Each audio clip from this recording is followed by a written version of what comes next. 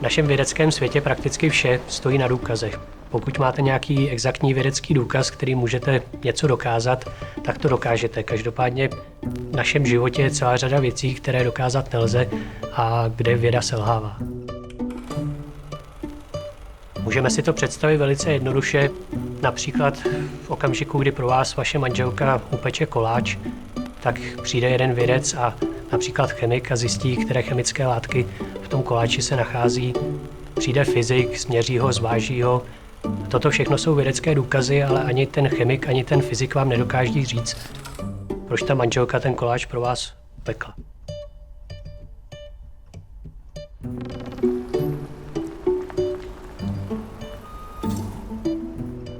Věda mě vždycky fascinovala již od dětských let a můj nejoblíbenější předmět byla matematika.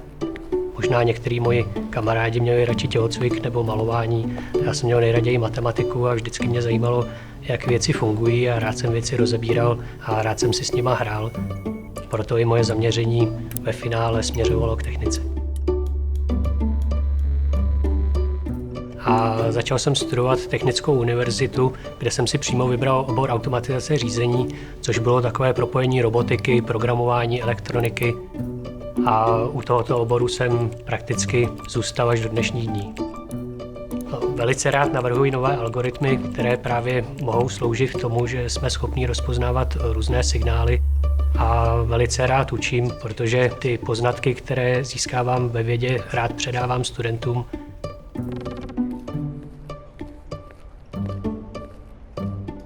Jednoho dne před naší univerzitou dva pánové rozdávali malé bible.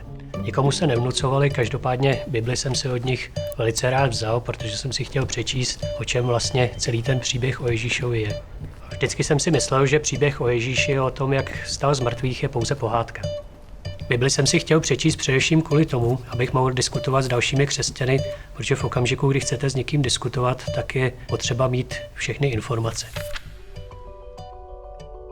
V okamžiku, kdy jsem Bibli začal číst, tak velice rychle jsem poznal, že příběh, který je v této Bibli uveden, je naprosto odlišný od toho, co jsem si myslel, a začal jsem zjišťovat, že má velice logickou stavbu a že to není jenom pohádkový příběh, že Bůh je naprosto odlišný, než jak jsem si ho vždycky představoval. A také jsem zjistil, že Ježíš tady na světě byl z naprosto odlišných důvodů, než jak jsem si původně myslel. Překvapilo mě, jak je laskavý a jak se chová naprosto odlišně od toho, jak sám jsem Boha definoval, a začal jsem ho hledat. V okamžiku, kdy jsem se rozhodl, že ho budu skutečně hledat, tak nastala uvnitř mě naprosto zásadní proměna. V daném okamžiku to bylo, jako když vás zasáhne blesk.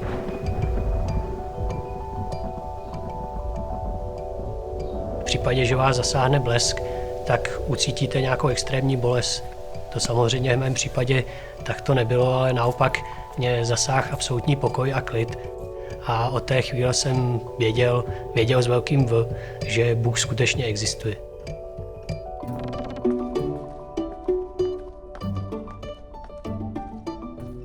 Občas si lidi myslí, že věda a víra nemohou existovat dohromady. Každopádně v dnešní době existuje celá řada vynikajících vědců, kteří se dostali až na okraj svého bádání a zjistili, že skutečně existuje něco víc, že veškeré systémy ve světě, ať už ve fyzice, v chemii, biologii, jsou natolik složité, komplexní a inteligentně vytvořené, že za tímto inteligentním designem musí určitě stát nějaký inteligentní tvůrce.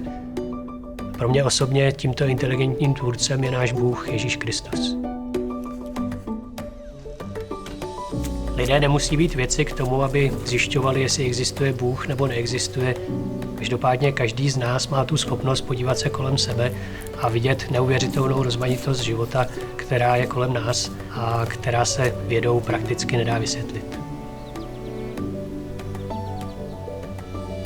Vím, že existuje Bůh, a na druhou stranu samozřejmě i vím, že Boha člověk může poznat jenom v okamžiku, kdy ho skutečně hledá.